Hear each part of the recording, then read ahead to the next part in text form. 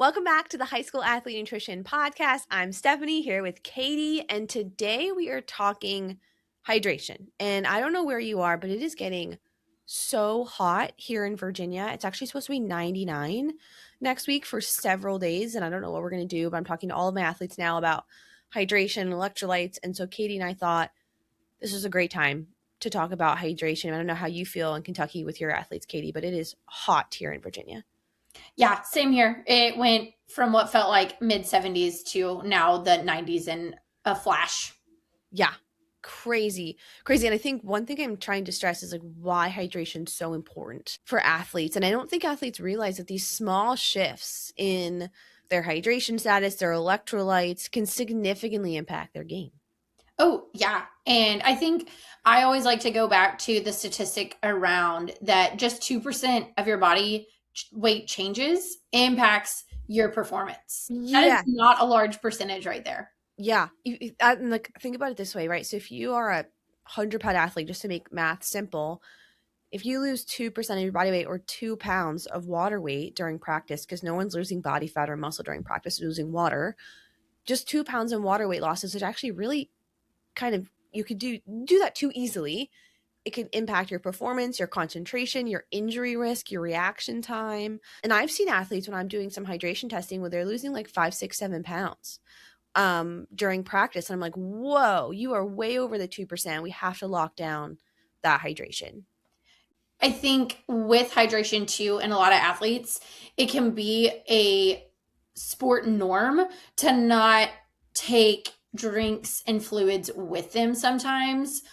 Yeah. Or it's just like a preparation thing too that I think is really tricky of remembering and being prepared to take it with you. Yeah, I actually I had a swimmer I was working with the other day, and I was like, "Oh, okay, like what are you guys doing for hydration?" She's like, "Well, sometimes like we all laugh at each other cuz like the one who drinks the most, we call them like a wall warmer." And they just like sit there and like warm the wall. And I was like, that's the coolest person in the pool. The person who's drinking water. I don't know. I think just changing the culture too. If you're a coach or a parent listening, like changing that hydration culture within your team or club can be so important. But the bottom line is if you're training, you're sweating. And if you're sweating, you're losing water and electrolytes. And we've got to replace it. So let's start with replacing it. And like, how much water do athletes actually need to drink? Do you want to share your recommendations? Yeah, I would love to share my recommendations. So, with my athletes, I like to start with a few hours before training. So, not chugging water right before, but doing it over the course of 2 to 3 hours. And when we're talking about the course of 2 to 3 hours, I'm looking at like a water bottle. So, one of those plastic bottles, 16, 20 ounces.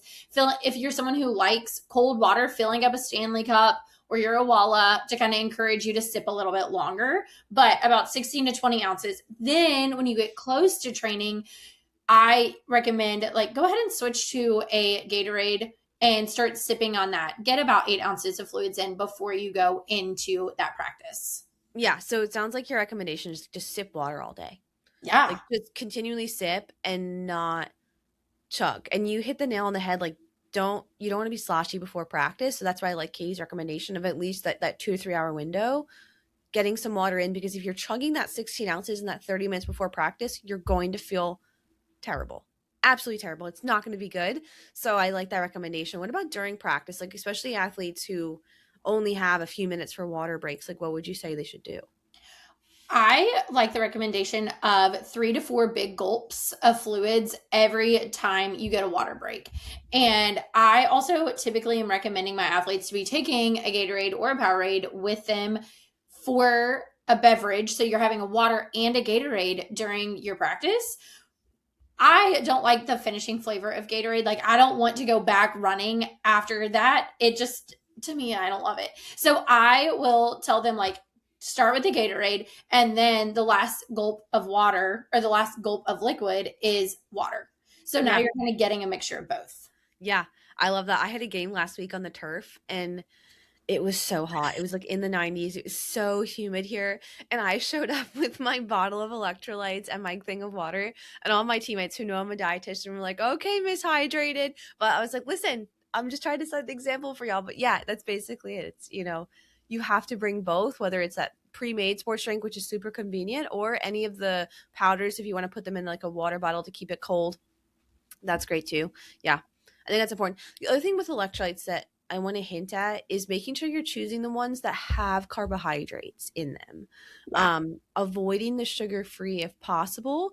Your body needs that sugar, and remembering the three components of hydration: fluid, electrolytes, carb, aka sugar.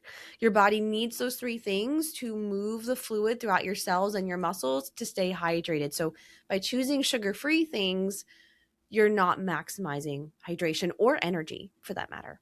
Yeah. And I think it's so hard in the world we live in to actually find these powders that have carbs in them. Like I Yeah. went to our Walmart and I just wanted to pick up like the normal Gatorade packets. Doesn't exist. Of like Yeah. all of them were sugar free. Yep. And so I have to buy the like Gatorade, Or container the that's tub. made, yeah, Yeah. that's made for a football team over here. And that's what I use for making my sports drinks because I can't find it in any other way. Well, Honestly, financially too, probably a better option. yeah, it decreases the price greatly. Yeah, that's actually a really good tip. Buy the big container versus the individual packets. Yeah. And then checking urine throughout the day. This is a fun little tip if you want to be your own science experiment, but check the color of your urine throughout the day. If it's like a lemonade yellow, your hydration's spot on. Dark yellow, like apple juice, you're dehydrated. We have to level up and add some electrolytes. And then the other side of the spectrum, if it's crystal clear, you're too hydrated. Take a pause, take a break. I think this is the fact that most athletes don't know when it comes to hydration is that you don't want your pee to be clear. Yeah.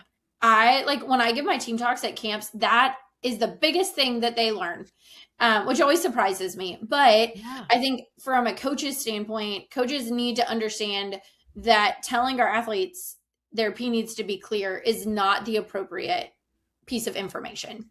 Yeah. And why? Like, why not? Why shouldn't they have clear pee? For anyone who doesn't know. And so, as a coach, what I would tell you of why it shouldn't be is because their electrolytes are getting out of whack. And most likely, what's happening is that their sodium levels are not at the correct spot. And that's what's going to be part of the importance in not getting cramps and being able to continue performing well the whole game or the whole training. Yeah. Yeah. Losing sodium, potassium, calcium, magnesium, like you name it. If your urine is clear, but you're really like you're just not you're losing electrolytes. And same thing if you're really sweaty, you're losing electrolytes. You have to replace them. And Katie hit on like your reaction time, cramping, fluid balance is totally off. But we talked a lot about sports drinks. But what are some recommendations for people who don't like sports drinks? Like what can they do outside of that to get electrolytes, mostly sodium? Yeah. So I'm looking at this point of can we take a snack with us? Yeah. A salty snack. So we've got the three components we just talked about: sodium, fluids, and carbs. So if I have an athlete who is like, no, I do not like sports drinks, then I tell them, okay, that's fine, but like you have to be more prepared and take a snack with you. Sometimes I will tell my athletes, like, pick which one sucks less.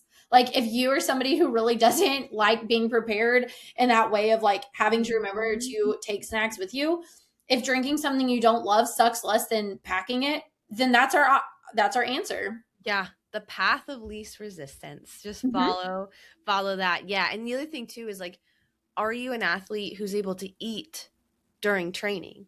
Right? If you don't have time or like it really kind of makes you nauseous thinking about having to eat during training, then the sports drinks might be the only option. But if you have time or you don't mind getting down like pretzels, goldfish, cheese it, something salty like that, or even like pickles, pickle juice, that sort of stuff, that could be a great way to replace electrolytes. They also, Go Squeeze has a pouch that has some electrolytes in there too. Not quite enough, but it gets you a little bit more, which is great. There's so many different ways to get those electrolytes in. And that's where, if you have worked with Katie and I one on one, we probably help you problem solve a lot of these different options just to figure out what works best for you. But if you're listening here and trying to figure out, well, where should I start? Just start with a liquid first and then add some of those snacks in. Yeah, I agree. While we're talking about liquids, I thought I would share a story of how I failed at like doing all of the above. Oh, I love a dietitian failure. It shows that we're human. So Yeah. share it, please. Okay, so when I was in college, I worked at a 4-H camp as the high ropes instructor. And so our classes would take place from like 9 to 12. And at this point in Kentucky, we were like in the hot spot of the United States. So it was 110 degrees and it was like that for like 10 days. Wow. It was hot. We're not used to this level of heat. Well, at this point in my life, I didn't have a healthy relationship with food and or sports drinks. And so in my brain, I was like, I need to drink water. You should also know that I'm a heavy sweater. So those kids that were losing 6 to like 8 pounds in sweat, that's me. I was drinking fluids, but I was only drinking water. And I was up to drinking like almost a gallon of water a day. And I did this for like 3 days straight. And by day like 2.5, I actually started having acid reflux issues because I was making my belly so sloshy. My belly was so full that like it couldn't handle it. Yeah. But I still felt dehydrated. Like I didn't feel good. And it was because my electrolytes were what was out of balance. Yeah. And so at this point I look back and I'm like, man, I wish that somebody had been like, Katie, you're being dumb. Go get a Gatorade. This is what we need. We do not need more water. Stop being dumb. Stop being afraid of this. It's not going to change anything about your body. All it's going to do is make you feel better. And that I think is often for a lot of female athletes, the fear is that these sports drinks are going to change our body size. And they're not. They're going to make you feel better. So you're able to go for longer and perform harder for the entirety of the training. Yeah. Yeah. I'm sorry you had to experience that, but what a good example, Mm-hmm. honestly, of going where when you drink too much water, two things happen. You become sloshy and sluggish, and then you really throw off that electrolyte balance. That's a big kind of no-no, right, to do, but you live and you learn. And most athletes, when you do that once, you're like, never again. I feel Mm-hmm. terrible. So kind of jumping off that, what other mistakes like have you made or have you seen athletes make? So the mistakes that I feel like I see athletes make a lot is they aren't thirsty or they don't feel thirsty, so they're waiting to drink. And what we know from research is that your your thirst is actually not a great indicator of your hydration level while you're practicing. So Mhm. knowing that you might not be thirsty, but you still need to be putting fluids into your body even if it's just because you're getting ready to go practice for another 30 minutes and you're going to sweat. And especially if you have a coach who will do drills for 30, 40 minutes without a water break, thinking to yourself, like, I'm going to be sweating. Now, I'm not telling you, don't go chug 16 ounces of fluid at your water break, but Yeah. also you may not be able to listen to your thirst because you are going to be going and training for a while. Yeah. So What about essentially you? like during the day, drink if you're thirsty, hydrate, have a little bit more, but then during practice, just drink when you can. Yeah, Yeah. that's a good point. Do Yeah. you have any examples? Yeah, as we're heading into like the heat here, I've been telling athletes like you can't ignore the heat that's coming, meaning that like you might be fine right now, like you might not be thirsty, but if you have a hard training session coming up on the turf or in the heat or in a humid pool space, like you've got to prepare for that. And we've kind of hinted at this already, but drinking enough during the day, making sure you're sipping, adding electrolyte early if you know that coach isn't going to give you a lot of breaks or you're not going to be able to keep up with the hydration demand during practice. Preload those electrolytes and make sure you're ready. Have a salty snack or a salty pre-workout meal, like a Mm, roast beef sandwich or a turkey sandwich or a ham sandwich. Like that deli meat is salty. Cheese is salty. Bread is naturally salty. So add those things in. Have some pretzels on the side. Get that salt in there, which will also make you thirsty to drink a little bit more. But yeah, that would be my tip. It's just planning ahead and also thinking about like, is this a camp or something or a tournament weekend where you have multiple events or multiple back-to-back days, then that hydration recovery is really important too. yeah. I just had an athlete get back from a showcase in Missouri. Oh, And so they had 4 games back to back to back. And so I think with this too, we're also talking about changing when you're changing states, we're changing temperatures as Yeah. well. So I Yeah. have an athlete that goes down to Florida to play tennis. We're looking possibly at 15 to 20-degree changes. And so hydrating changes might happen as well. And now we're talking about those recovery fuels of if you have 4 games 4 days in a row, how are you recovering in those dinners? Like those are the dinners that we're talking about now, being Yeah. saltier, making sure that you're getting the carbs in and that salt in to help your electrolytes. Yeah. I love that recommendation. And then we're giving some practical tips now, so let's just kind of keep it going. Thinking about hydration and looking at, not we've talked a lot about water and sports drinks, but jumping off your idea of dinner, adding in something different than water. Can you do a lemonade or a juice or a chocolate milk or sparkling water? Can you add a different type of hydration in that either gives you more carbs and protein, like a chocolate milk, or more carbs from a juice or a lemonade, or just brings fun in, like a flavored, sparkling juice or sparkling water? Like, so it doesn't all have to be just water. Mm. And it doesn't also just have to come from a beverage. Yeah. Yep. This is always one of my favorite things to talk about when I get to talk about fruit and vegetables is like they actually provide hydration, Yep. especially in the summertime. I don't know about you, but like I there's nothing that sounds better after being outside than like a cold piece of watermelon or just some Mhm. like cold fruit Yeah. is so refreshing. Yep. I agree. I agree. I think thinking about food and how can you eat your hydration in that way. I mean, if it was winter, you could do soups too. I mean, I'm not Mhm. gonna, if you want soup in the summer, like, go get it, but not my vibe. But definitely another hydrating thing. Just, I like the food first idea. It just goes back to like, your foundation should be water, but then you can layer in sports drinks and milk and fruits and veggies and different soup, and add different things in that keep you hydrated. Awesome. Any other tips?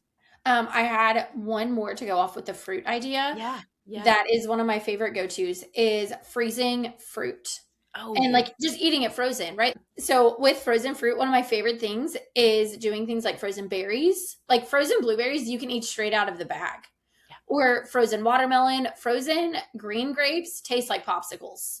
Yeah, that's actually a really good tip. I sometimes will take frozen fruit and put it in my water or sparkling water so it keeps it cold too. And as it melts, like the juice comes out and flavors Mm, it.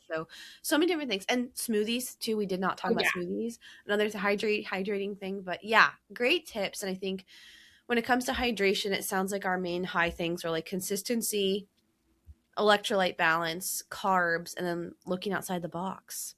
Would you Yeah. add any like top core, like those are the big things? Those are my big go-tos. Okay. Yeah. Awesome. Well, hopefully, if you're listening, you're able to take just one nugget away and carry home that hydration really is that cornerstone. Like fuel and hydration work together so closely when you're thinking about fluids, carbs, and electrolytes. So hopefully you take something away and you can stay hydrated this summer so you're making your training even more effective. Thank you for joining us for this episode of the High School Athlete Nutrition Podcast.